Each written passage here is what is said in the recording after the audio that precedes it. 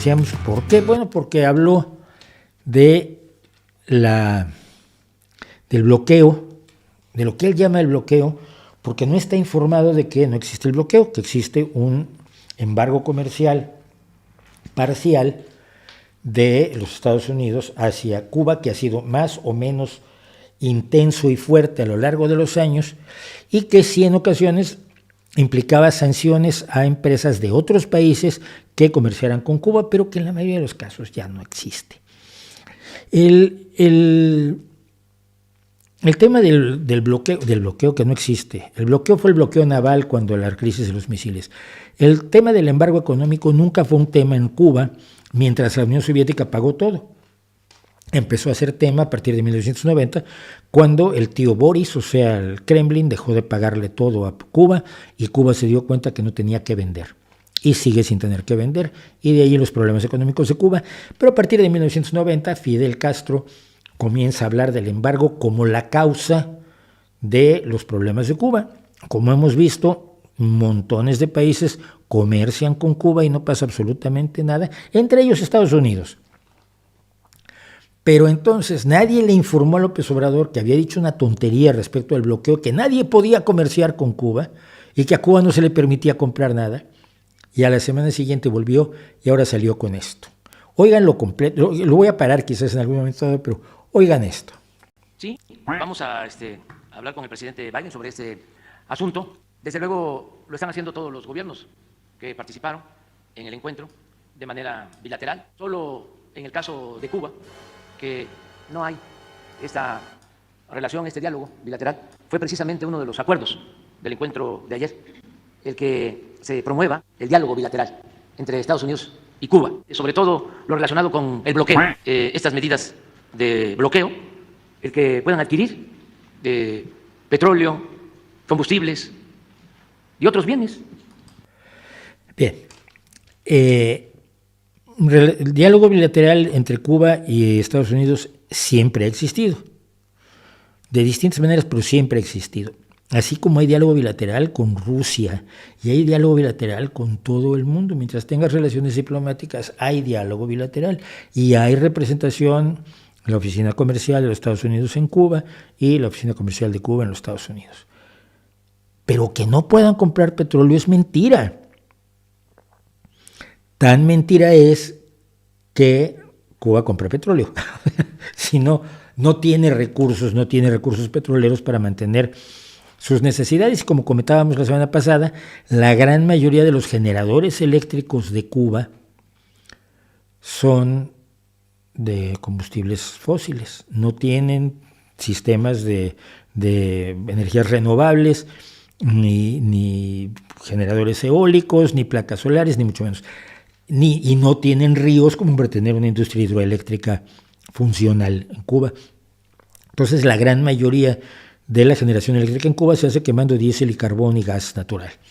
Y está comprando el petróleo Cuba. Es mentira que no la compre. Entonces, es importante que se reabra un diálogo. Ya fue posible en la época del presidente Obama. Sin embargo, ahora está cerrado el intercambio económico, comercial, y no hay diálogo. No está cerrado el intercambio económico comercial. El 5% de las importaciones de Cuba siguen proviniendo de los Estados Unidos. ¿Abogaría directamente por Cuba ahora que vea a Joe Biden? Sí, voy a tratar este tema. ¿Habría una propuesta de fecha para iniciar este diálogo entre ambos países? Ojalá se inicie lo más pronto posible. Esto por razones fundamentalmente humanitarias. Y en el caso nuestro nos importa mucho, por eso fue muy significativo este encuentro, fructífero, porque por pobreza, por falta de oportunidades, por estas medidas de bloqueo, de sanciones a países, por cuestiones políticas, ideológicas, se ven obligados muchos seres humanos de estos países, familias completas, niñas, niños, a salir, a pasar por el... Una cosa. No, ahora ya se inventó bloqueos a otros países. La mayoría de los inmigrantes vienen de Guatemala, de El Salvador, de Colombia, de Venezuela, sí que Venezuela tiene sanciones, pero sanciones a personas concretas, no hay sanciones en general al país, ni mucho menos sanciones como las que sí ha habido, o sí hubo en un momento dado contra Cuba, un embargo económico total. Venezuela sigue comerciando con Estados Unidos y con todo el mundo. Pero ¿de dónde saca que todos los migrantes ahora son culpa de los Estados Unidos y culpa de un bloqueo?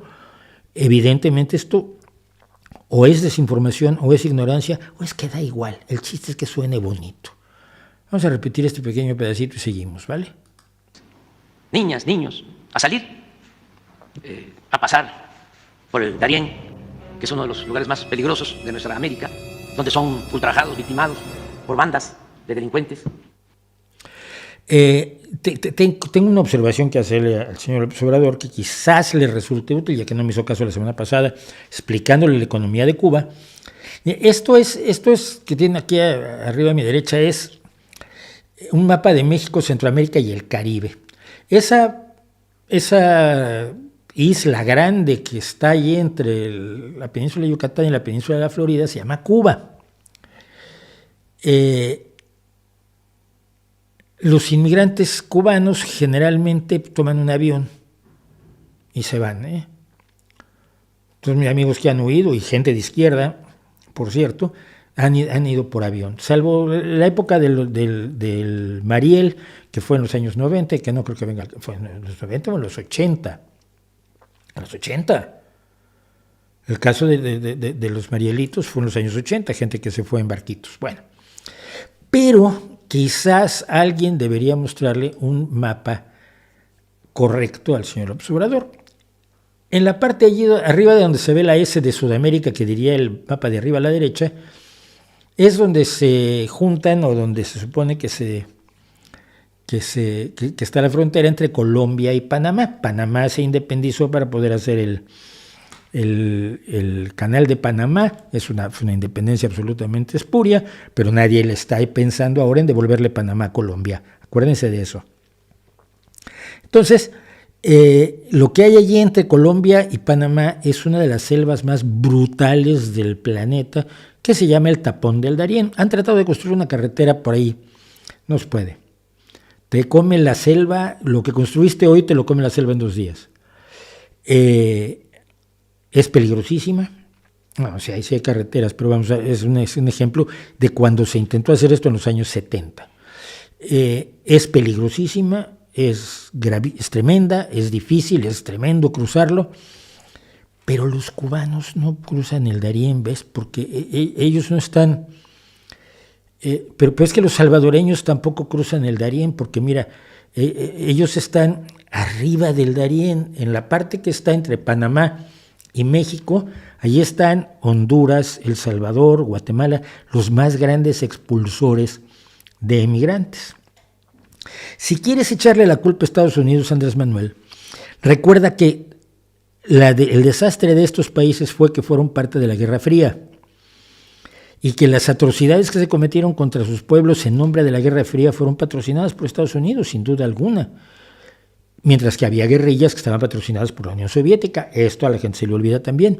Pero las guerrillas de Guatemala, las guerrillas de El Salvador, las guerrillas de América Latina en general, fueron en general promovidas por la Unión Soviética como parte de la Guerra Fría, y Estados Unidos reaccionó poniendo gobiernos absolutamente aterradores, genocidas, asesinos, torturadores y demás, que convirtieron en inviables a países como Honduras y El Salvador. Si te informaras de la historia, quizás podrías echarle la culpa a Estados Unidos con eso, que yo se la echaría claramente, pero del Tapón del Darién los únicos que se ven afectados serían los colombianos y los venezolanos. No creo que haya un gran flujo de migrantes de otros países sudamericanos, probablemente me equivoco, pero el Tapón del Darién ciertamente a los cubanos no les hace nada. Madre mía, ¿cómo es posible que alguien sea presidente de la 15ª economía del mundo y sea responsable de 130 millones de almas y no tenga puta idea del mundo en el que vive? Sí.